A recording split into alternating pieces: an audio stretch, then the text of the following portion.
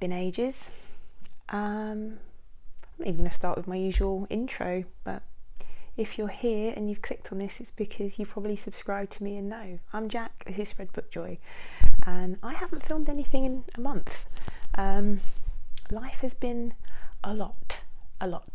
Very, very busy work-wise. This is my first day off in 2 weeks.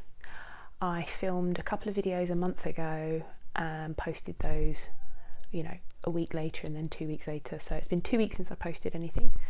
I thought I would get some stuff filmed and then up between now and, just like in the bank. I haven't. Life has been a lot. So today is my first day off in 2 weeks. I was debating about whether to just completely relax and not film anything or not. But one of the things I'm really excited about is to get back into my bookish life. I've barely read a thing, okay? So this is going to be a bit of a reading update, bit of a mini vlog, bit of a book haul. It's just a big update. And also, I really wanted to film the What's Cheering Me Up Right Now video. So as this is a little sort of mini vlog kind of thing, I'm going to talk about that as the day goes on and my reading today and how successful today is going to be for me reading wise. Last I spoke to you, I was going to be taking part in May of the Moderns, and I was going to be reading Howard's End, and I started and I didn't continue with it. It just wasn't what I was feeling. Do you ever get that point, you reach a saturation point with cognitive overload, and you just think, if I can read anything, it's got to be brain candy. It's got to be something, not necessarily brain candy, but I just want something that's like, for me, pure escapism. And I just wasn't in the mood for Howard's End, so I've put it to one side because I think I will enjoy it at some point, but life, I just couldn't carry on with it. The other thing I started then was The Nightingale, DNF. I just wasn't in the mood for Nazis. I mean, who generally is? But you know what I mean.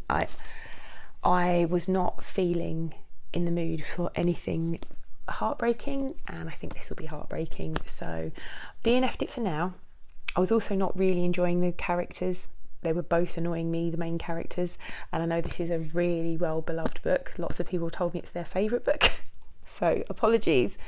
I don't think it's not going to be a book I enjoy. I just think at this point it was just not what I needed. Likewise, the other thing I was going to read for the historical read along was Oddity. Haven't got into that yet. I didn't even open it, I'll be honest, so haven't read Oddity yet. The one thing I did read that I was planning on reading, and it was part of the historical fiction read along by run by Katie at Books and Things, and the Tudor along, which is run by Danny from Danny's Book World, Jem from Jem of Books, and Emily from Novell Novels, is this beauty of a book. This was exactly what I needed. This is a book that was supposed to be read over 2 months. I read it in a week because it was just everything I needed at that time. You know, when you just want a book that you just want to read and pick up, you just like, I need to get a book that I'm going to want to pick up.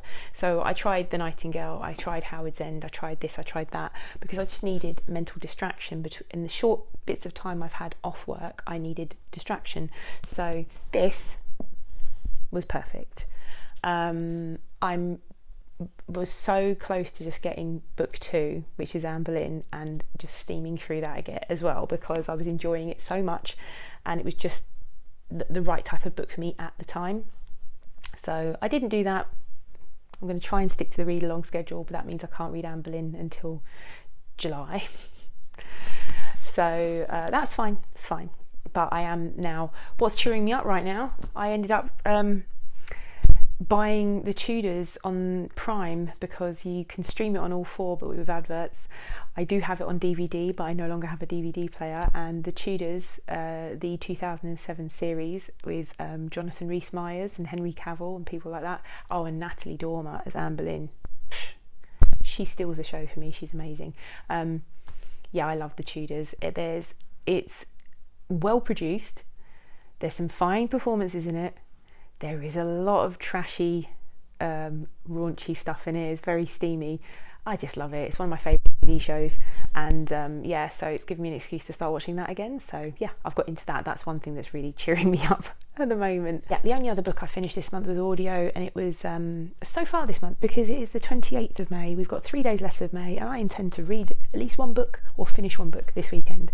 So, yeah, the audio of As You Wish by Kerry Elwes, who is the lead actor in The Princess Bride, and the audio, he got lots of the other cast members like Billy Crystal and Mandy Patinkin. Actually, Mandy Patinkin isn't, his voice isn't on it, but you got Rob Reiner, the director, and various people to contribute to the book.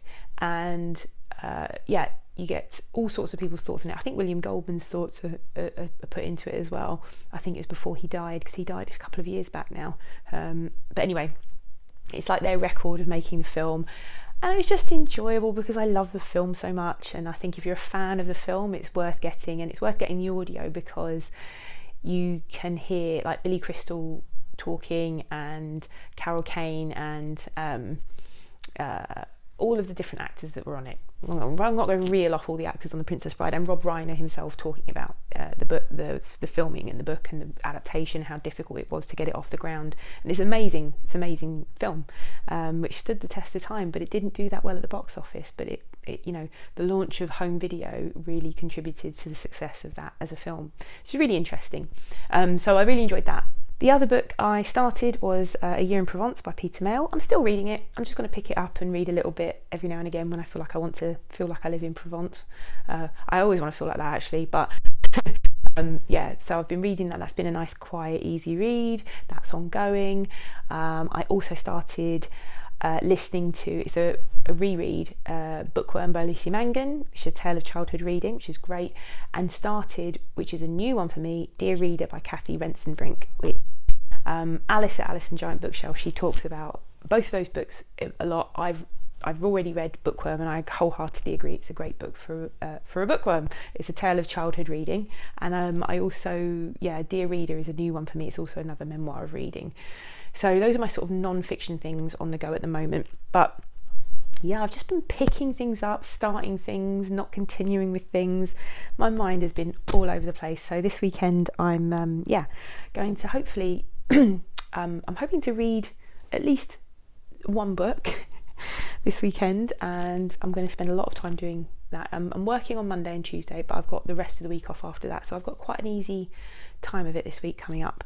But so what am I reading? Well, I've talked about the other books I started. They're all on the Kindle, but I just decided, I was like, right, just grab a book off your shelves that you've wanted to read for a while, or just pick it up, open it and see if it grips you. This is one of the ones that I thought, this is going to be a pure romp that I really want to get to, and I've had it on my shelves. I got it for my birthday a couple of years back, and it's Kings of the Wild by Nicholas Ames, and I've started it, and I think I'm going to carry on with this today. And it is it's fantasy. The whole premise is it's a bit tongue-in-cheek, and it's a tongue-in-cheek kind of homage to Dungeons and Dragons and all those RPG games with like monster hunters and bands of like heroes, you know, and they're all like retired kind of thing, and it's, you know, the whole premise is getting the band back together. So yeah, it's enjoyable so far. Books that have been lent to me, The Nightingale my sister-in-law lent to me, but she also lent me this stunning book that I got her for Christmas a few years ago, and it's called Tinder, and it's by Sally Gardner. Look how beautiful this book is, and it's a middle grade / YA, I think, and it's just a beautifully illustrated book, and she lent it to me because she knows it's like a very fairy tale kind of story, and she lent me that, and I haven't read that yet, but she lent me that. Then I borrowed Cujo off my dad because AJ Dunn over AJ Dunn Reads and Writes, whose channel is brilliant, and I haven't been able to watch their content for some time because I've just been like so limited on time. I've barely watched anybody's content, so I'm going to go and catch up with them this week. But Cujo is the book, I think that in their project they're reading all of Stephen King's published works in publication order, and I think so far, AJ, I might be wrong, this is their favourite. I thought I'd read all the classic King books, and then they mentioned Cujo, and I thought, oh my gosh, I've never read Cujo, and they were so complimentary about this story, so I was like, I know, my dad's got a copy, I'm going to borrow it. So I borrowed Cujo, and then my mum, bless her, she bought me this gorgeous middle grade book. She said, I think this looks like one of the sort of books that you like. And I was like, yes, it does, Mum. It's called Ship of Shadows, a swashbuckling tale with storms in jars, magic kraken bells, lost cities, and a truly unique pirate ship. So my cheering up books that I bought myself. There's a lovely, absolutely lovely independent bookshop near where I work, and this is another thing that's cheering me up right now. I'm going to put some pictures in I took yesterday. Near where I've been working for the past year, I've took on a year's job at a school. I'm finishing there in July. I would stay on next year, they'd like me to, but I really want to pursue other things. So unfortunately I can't stay there, but round the corner from there, what opened during the pandemic is a thing called Book Bar. And Book Bar is a bookshop that is also a bar, and it's an independent bookshop. And I went in there and I was like, I'm just going to go in there, I'm just going to buy myself a book. And I did. I bought Tipping the Velvet by Sarah Waters, which probably doesn't need much of an introduction, but it's set in Victorian times and it's a sapphic romance. And I read Fingersmith a couple of years back and loved it. It's one of the best books I read a couple of years ago, and I've been meaning to read more Sarah Waters, and Tipping the Velvet is her classic. So yeah, very excited about that. So yesterday, this is things that are cheering me up right now. I discovered when I've walked a little bit past Book Bar, because as a teacher I don't really have a proper lunch break. You just don't. Sometimes I'll pop out and get coffee, and then I just go back to work, but like grab a takeaway coffee if I need a jolt of energy.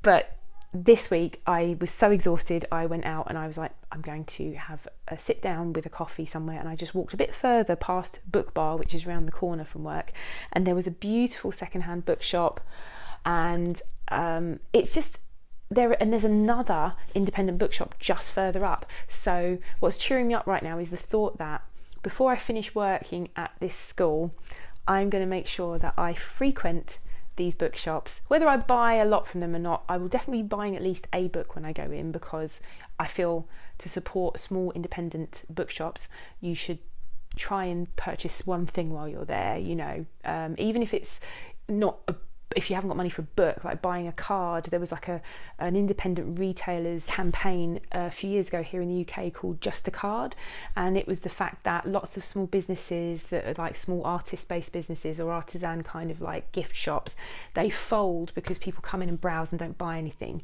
But if everybody who came in and browsed bought just one card, they could stay afloat. So I always think about that when I go into independent shops. If I take the time to go into them, then I will try and buy something if I can.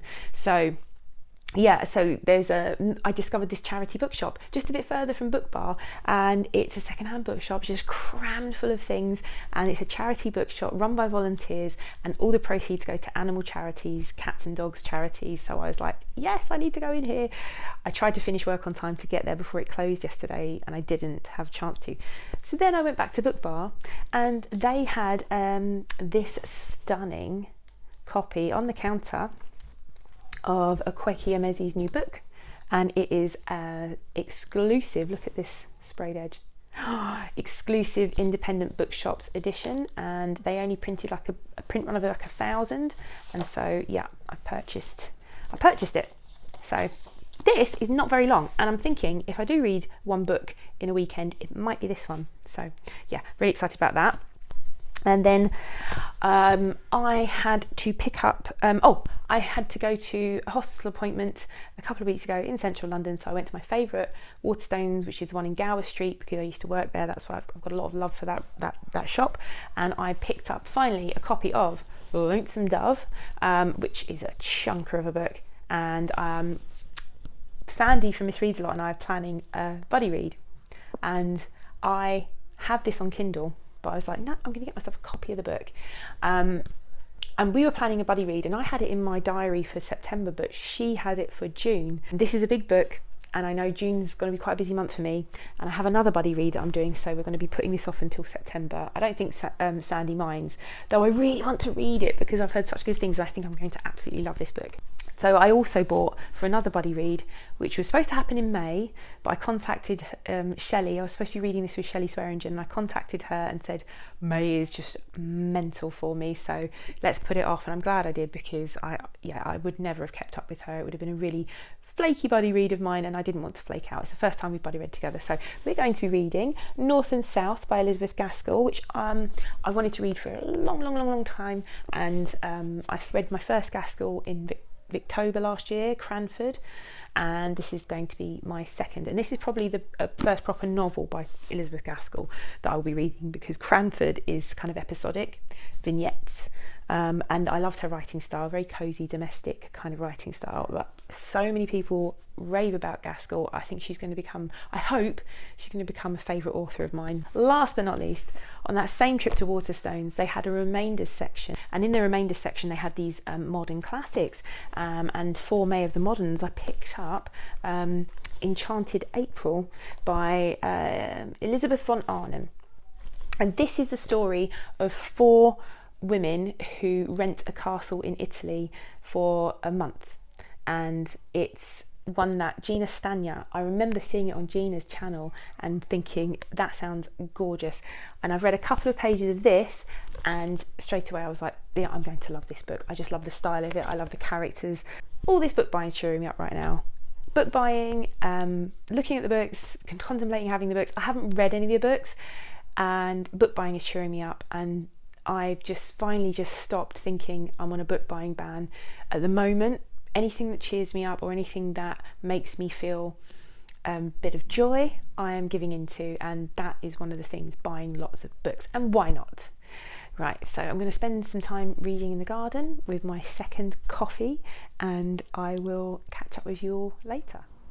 So I've decided to split this video into 2 parts because we're getting too long. So this is the end of this part. If you want to see the rest of what's cheering me up right now and whether I manage to finish any reading, look out for part 2, which I'll publish midweek, and I'll see you again here soon. Bye!